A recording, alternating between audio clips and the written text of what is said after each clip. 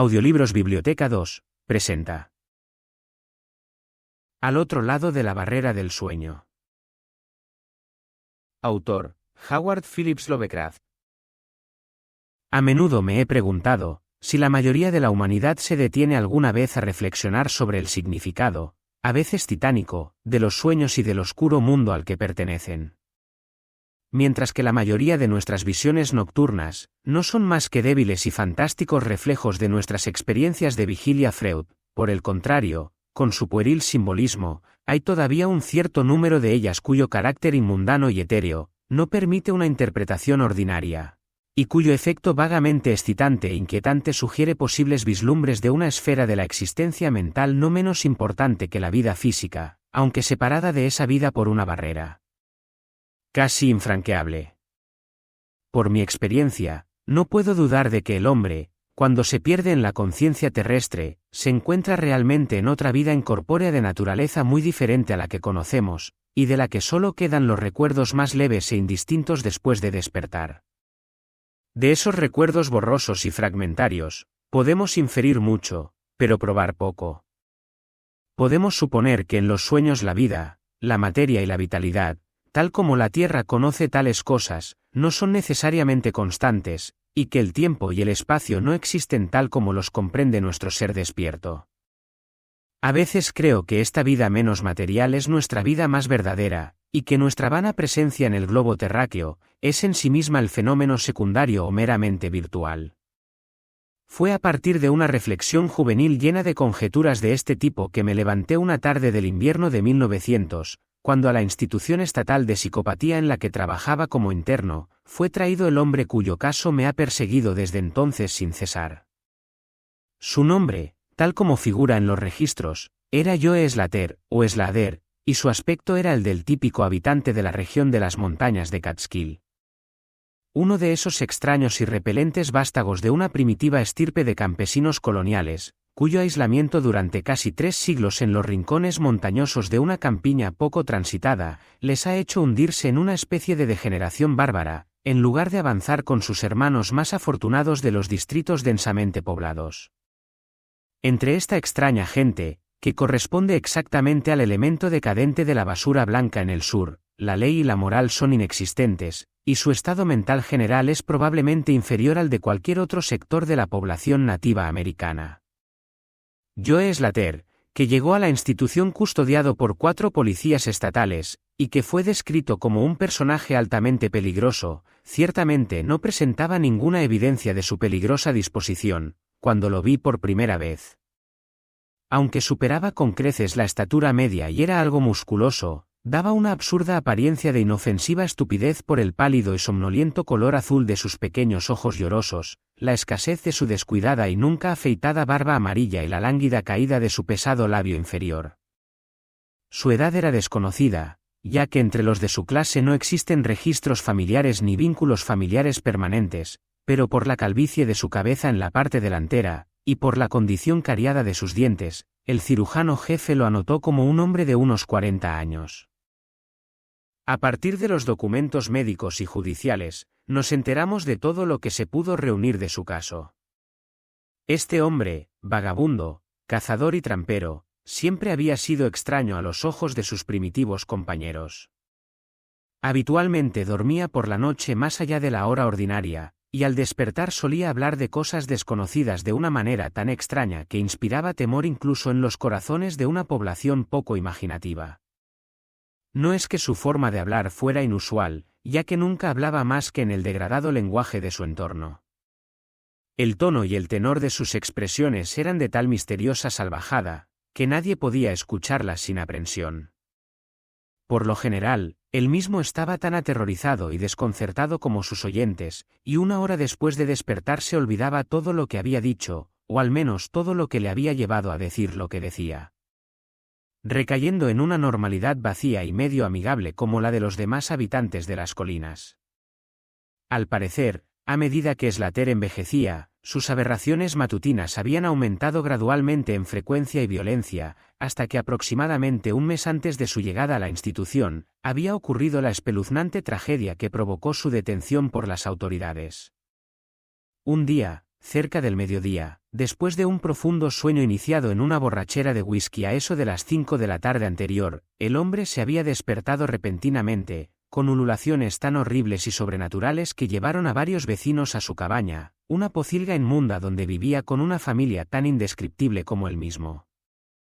Se precipitó a la nieve, levantó los brazos y comenzó a dar una serie de saltos hacia arriba en el aire, mientras gritaba su determinación de llegar a una gran cabaña con brillo en el techo, las paredes y el suelo, y una música extraña y fuerte. Mientras dos hombres de tamaño moderado trataban de sujetarlo, él había luchado con fuerza y furia maníacas, gritando su deseo y necesidad de encontrar y matar a cierta cosa que brilla y tiembla y ríe. Al final, después de abatir temporalmente a uno de los que le retenían con un golpe repentino, se había lanzado sobre el otro en un éxtasis demoníaco de sed de sangre, gritando diabólicamente que saltaría en el aire y se abriría paso a través de cualquier cosa que le detuviera. La familia y los vecinos habían huido en pánico, y cuando los más valientes regresaron, Slater había desaparecido, dejando tras de sí una cosa irreconocible parecida a la pulpa que había sido un hombre vivo apenas una hora antes. Ninguno de los montañeros se había atrevido a perseguirlo, y es probable que hubieran agradecido su muerte por el frío. Cuando varias mañanas más tarde oyeron sus gritos desde un barranco lejano, se dieron cuenta de que de alguna manera había conseguido sobrevivir, y que su traslado de una u otra forma sería necesario. Entonces se formó una partida de búsqueda armada, cuyo propósito, cualquiera que fuera el original, se convirtió en el de un pelotón de sheriff después de que uno de los raramente populares policías estatales lo observara por casualidad, luego lo preguntara y finalmente se uniera a los buscadores. Al tercer día Slater fue encontrado inconsciente en el hueco de un árbol, y llevado a la cárcel más cercana, donde los alienistas de Albany lo examinaron tan pronto como recuperó sus sentidos. Les contó una historia sencilla. Según dijo, una tarde se había acostado a la caída del sol después de haber bebido mucho licor. Al despertarse, se encontró con las manos ensangrentadas en la nieve ante su cabaña, con el cadáver destrozado de su vecino Peter Slade a sus pies. Horrorizado, se había adentrado en el bosque en un vago esfuerzo por escapar de la escena de lo que debía ser su crimen. Más allá de estas cosas, no parecía saber nada, ni el experto interrogatorio de sus interrogadores pudo sacar un solo dato adicional. Aquella noche Slater durmió tranquilamente, y a la mañana siguiente se despertó sin ningún rasgo singular, salvo una cierta alteración de la expresión. El doctor Barnard, que había estado observando al paciente, creyó notar en los pálidos ojos azules un cierto brillo singular, y en los flácidos labios un apretamiento casi imperceptible, como de inteligente determinación. Pero al ser interrogado, Slater recayó en la vacuidad habitual del montañero, y solo reiteró lo que había dicho el día anterior. A la tercera mañana se produjo el primero de los ataques mentales del hombre.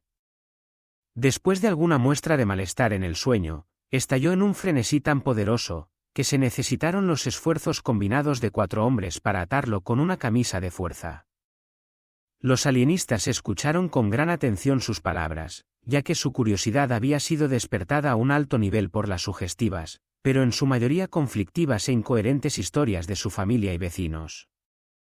Slater deliró durante más de 15 minutos, balbuceando en su dialecto de pueblo sobre edificios verdes de luz, océanos de espacio, música extraña y montañas y valles sombríos. Pero, sobre todo, se detuvo en una misteriosa entidad ardiente que se agitaba, reía y se burlaba de él. Esta vasta y vaga personalidad parecía haberle hecho un terrible daño, y matarla en una triunfante venganza era su principal deseo. Para alcanzarla, dijo, se elevaría a través de abismos de vacío, quemando todo obstáculo que se interpusiera en su camino. Así discurrió su discurso, hasta que con la mayor brusquedad cesó. El fuego de la locura desapareció de sus ojos, y con un sordo asombro miró a sus interrogadores y preguntó por qué estaba atado. Barnard desabrochó el arnés de cuero y no lo devolvió hasta la noche, cuando logró convencer a Slater de que se lo pusiera por su propia voluntad, por su propio bien. El hombre había admitido ahora que a veces hablaba de forma extraña, aunque no sabía por qué. Al cabo de una semana aparecieron otros 2 ataques, pero de ellos los médicos aprendieron poco. Especularon largamente sobre el origen de las visiones de Slater, ya que como no sabía leer ni escribir, y aparentemente nunca había oído una leyenda o un cuento de hadas, sus magníficas imágenes eran bastante inexplicables. El hecho de que no pudieran provenir de ningún mito o romance conocido, quedaba especialmente claro por el hecho de que el desafortunado lunático se expresaba solo a su manera. Deliraba sobre cosas que no entendía y que no podía interpretar. Cosas que afirmaba haber experimentado, pero que no podía haber aprendido a través de ninguna narración normal o conectada. Los alienistas pronto estuvieron de acuerdo en que los sueños anormales eran la base del problema. Sueños cuya viveza podía dominar por completo durante un tiempo, la mente despierta de este hombre básicamente inferior. Con la debida formalidad, Slater fue juzgado por asesinato, absuelto por demencia e internado en la institución en la que yo ocupaba tan humilde puesto.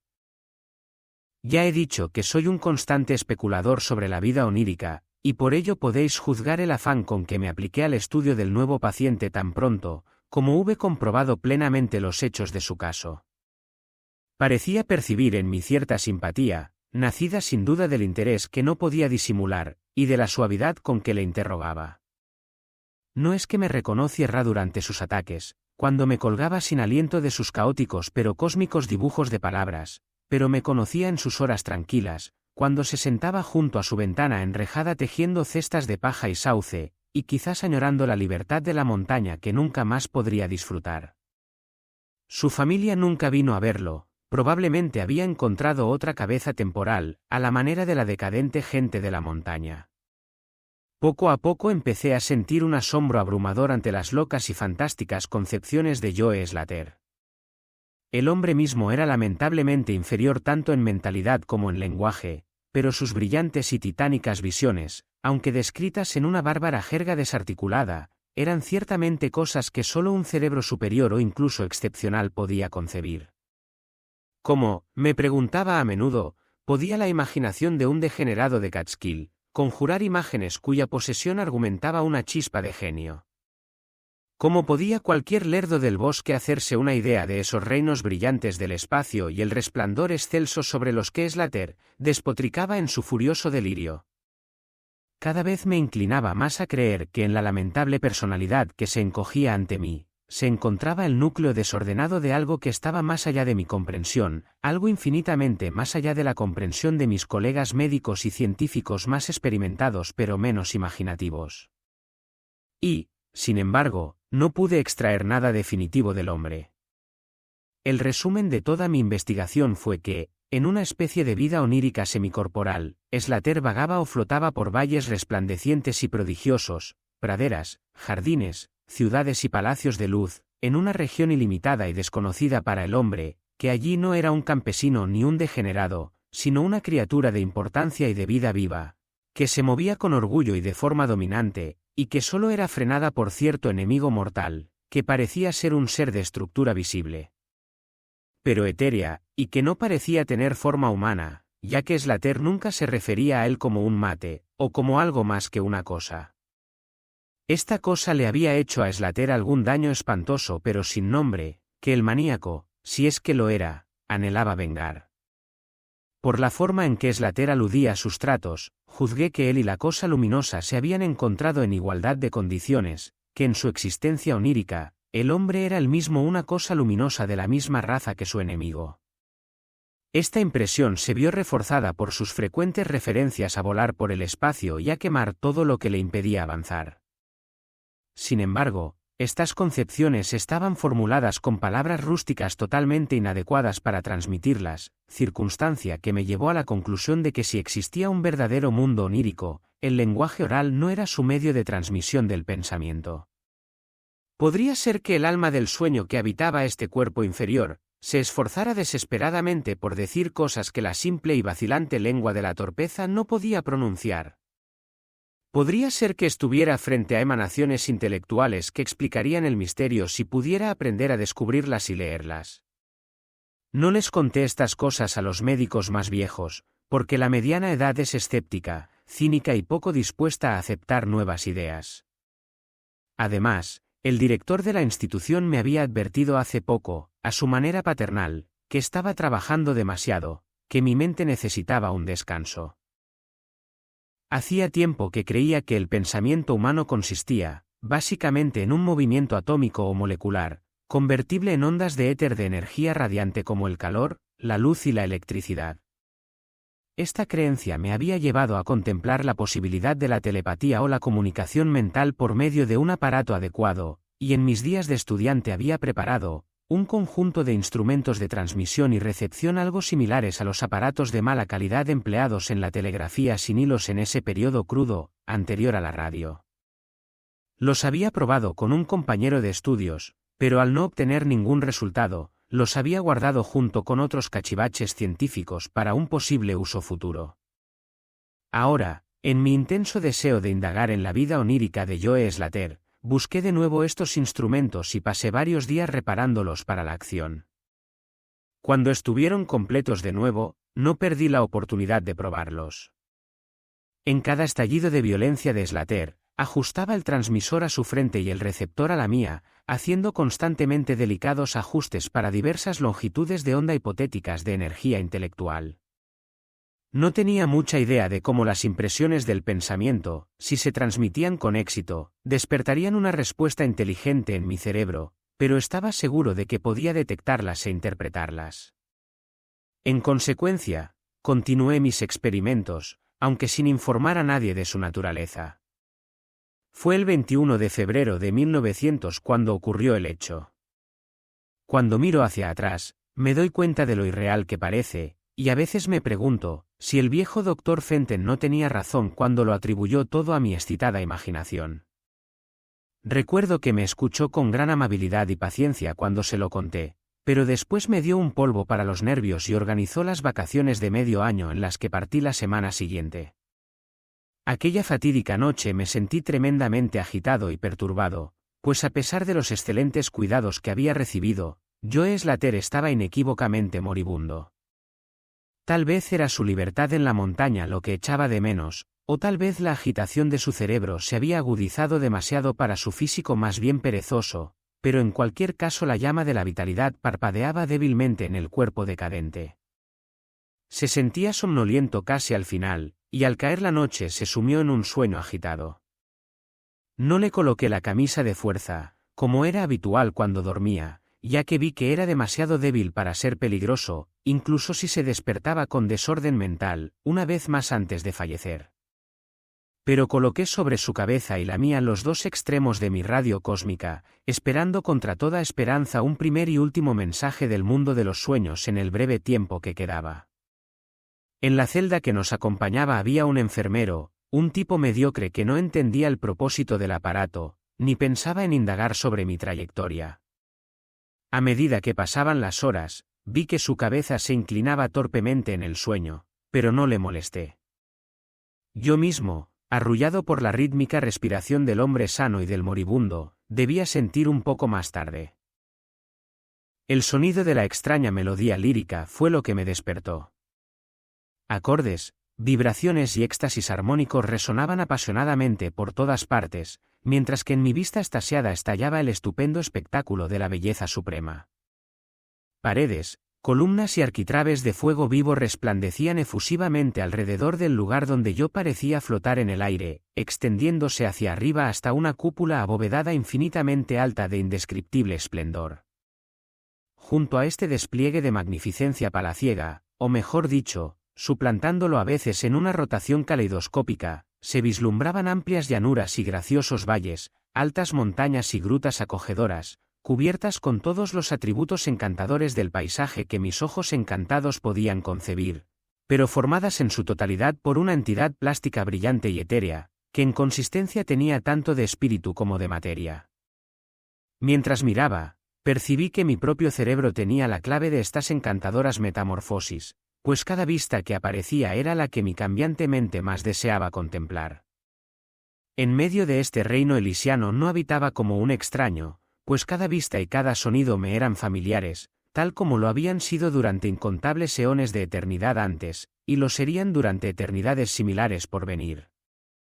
Entonces el aura resplandeciente de mi hermano de luz se acercó y mantuvo un coloquio conmigo, de alma a alma, con un silencioso y perfecto intercambio de pensamientos. La hora era de triunfo inminente, pues no estaba mi semejante escapando por fin de una degradante esclavitud periódica, escapando para siempre, y preparándose para seguir al maldito opresor hasta los campos más lejanos del éter, para que sobre él se produjera una ardiente venganza cósmica que hiciera temblar las esferas. Flotamos así durante un rato, cuando percibí un ligero desenfoque y desvanecimiento de los objetos que nos rodeaban, como si alguna fuerza me recordara la tierra, donde menos deseaba ir. La forma cercana a mí pareció sentir también un cambio, pues poco a poco fue concluyendo su discurso y se preparó para abandonar la escena, desvaneciéndose de mi vista a un ritmo algo menos rápido que el de los otros objetos. Se intercambiaron algunos pensamientos más, y supe que el luminoso y yo estábamos siendo llamados a la servidumbre, aunque para mi hermano de luz sería la última vez. El triste caparazón del planeta estaba casi gastado, y en menos de una hora mi compañero sería libre para perseguir al opresor a lo largo de la Vía Láctea y más allá de las estrellas hasta los confines del infinito. Una conmoción bien definida separa mi impresión final de la escena de luz que se desvanece de mi repentino, y algo avergonzado despertar y enderezarme en mi silla al ver que la figura moribunda en el sofá se movía vacilante. Joe Slater se estaba despertando, aunque probablemente por última vez. Al mirar más de cerca, vi que en las pálidas mejillas brillaban manchas de color que nunca antes habían estado presentes. También los labios parecían inusuales, pues estaban fuertemente comprimidos, como por la fuerza de un carácter más fuerte que el de Slater. Finalmente, todo el rostro comenzó a ponerse tenso y la cabeza se volvió inquieta con los ojos cerrados. No desperté a la enfermera dormida, sino que reajusté las cintas ligeramente desordenadas de mi radio telepática, con la intención de captar cualquier mensaje de despedida que el soñador tuviera que entregar. De repente, la cabeza se giró bruscamente en mi dirección y los ojos se abrieron, haciéndome mirar con asombro lo que veía. El hombre que había sido Joe Slater, el decadente de Catskill, me miraba ahora con un par de ojos luminosos y expansivos cuyo azul parecía haberse profundizado sutilmente. Ni la manía ni la degeneración eran visibles en esa mirada, y sentí sin lugar a dudas que estaba viendo un rostro detrás del cual yacía una mente activa de alto nivel. En esta coyuntura, mi cerebro se dio cuenta de una constante influencia externa que operaba sobre él. Cerré los ojos para concentrar mis pensamientos más profundamente, y fui recompensado por el conocimiento positivo de que mi mensaje mental largamente buscado había llegado por fin. Cada idea transmitida se formó rápidamente en mi mente, y aunque no se empleó un lenguaje real, mi asociación habitual de concepción y expresión fue tan grande que me pareció recibir el mensaje en inglés ordinario. Joe Slater ha muerto, llegó la voz de una agencia que penetraba en el alma desde más allá del muro del sueño. Mis ojos abiertos buscaron el sofá del dolor con curioso horror, pero los ojos azules seguían mirando con calma, y el semblante seguía inteligentemente animado. Es mejor que esté muerto, pues no era apto para soportar el intelecto activo de la entidad cósmica. Su cuerpo bruto no podía someterse a los ajustes necesarios entre la vida etérea y la vida planetaria. Era demasiado animal, demasiado poco hombre, sin embargo, es a través de su deficiencia que has venido a descubrirme, pues las almas cósmicas y planetarias, por derecho, nunca deberían encontrarse. Ha estado en mi tormento y prisión diurna durante 42 de vuestros años terrestres. Soy una entidad como aquella en la que tú mismo te conviertes en la libertad del sueño sin sueños. Soy tu hermano de luz, y he flotado contigo en los valles refulgentes. No se me permite hablar a tu yo terrestre despierto de tu verdadero yo, pero todos somos vagabundos de vastos espacios y viajeros en muchas edades. El próximo año puedo estar habitando en el Egipto que tú llamas antiguo, o en el cruel imperio de Tsanchan, que vendrá dentro de 3000 años. Tú y yo hemos ido a la deriva a los mundos que se tambalean alrededor del rojo Arcturus, y hemos habitado en los cuerpos de los insectos filósofos que se arrastran con orgullo sobre la cuarta luna de Júpiter. Qué poco conoce la Tierra la vida y su extensión. Qué poco debería saber para su propia tranquilidad. Del opresor no puedo hablar. Vosotros, en la Tierra, habéis sentido involuntariamente su lejana presencia, vosotros que, sin saberlo, habéis dado al faro parpadeante el nombre de Algol, la estrella demonio. Esta noche voy como una némesis portadora de una justa y ardiente venganza cataclísmica. Obsérvame en el cielo, cerca de la estrella demonio. No puedo hablar más tiempo, pues el cuerpo de Joe Slater se enfría y se pone rígido, y los toscos cerebros dejan de vibrar como yo quiero. Tú has sido mi único amigo en este planeta, la única alma que me ha sentido y buscado dentro de la forma repelente que yace en este sofá. Nos encontraremos de nuevo, tal vez en las brillantes nieblas de la espada de Orión, tal vez en una sombría meseta del Asia prehistórica, tal vez en sueños no recordados esta noche, tal vez en alguna otra forma dentro de un eón, cuando el sistema solar haya sido barrido. En este punto, las ondas de pensamiento cesaron abruptamente, y los pálidos ojos del soñador, o puedo decir hombre muerto. Con medio estupor, me acerqué al sofá y le palpé la muñeca, pero la encontré fría, rígida y sin pulso. Las cetrinas mejillas palidecieron de nuevo y los gruesos labios se abrieron, revelando los repugnantes colmillos podridos del degenerado Joe Slater. Me estremecí, tiré de una manta sobre el horrible rostro y desperté a la enfermera. Luego salí de la celda y me dirigí en silencio a mi habitación. Tuve un anhelo instantáneo e inexplicable de un sueño cuyos sueños no debía recordar. El clímax. ¿Qué relato científico puede presumir de tal efecto retórico? Me he limitado a exponer ciertas cosas que me atraen como hechos, permitiéndole a usted interpretarlas como quiera. Como ya he admitido, mi superior, el viejo Dr. Fenton, niega la realidad de todo lo que he relatado. Asegura que yo estaba destrozado por la tensión nerviosa y que necesitaba urgentemente las largas vacaciones con sueldo completo que tan generosamente me concedió.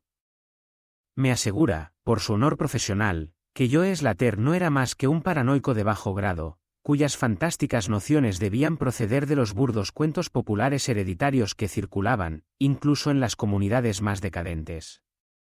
Todo esto me lo cuenta él, pero no puedo olvidar lo que vi en el cielo la noche siguiente a la muerte de Slater. Para que no me consideren un testigo tendencioso, otra pluma debe añadir este último testimonio, que tal vez proporcione el clímax que esperan. Citaré el siguiente relato de la estrella Nova Persei, textualmente de las páginas de esa eminente autoridad astronómica, el profesor Garrett. El 22 de febrero de 1900, el Dr. Anderson, de Edimburgo, descubrió una nueva y maravillosa estrella, no muy lejos de Algol. Ninguna estrella había sido visible en ese punto antes. En 24 horas la desconocida se había vuelto tan brillante que eclipsaba a Capella. En 1 o 2 semanas se había desvanecido visiblemente, y en el curso de unos pocos meses apenas era discernible a simple vista.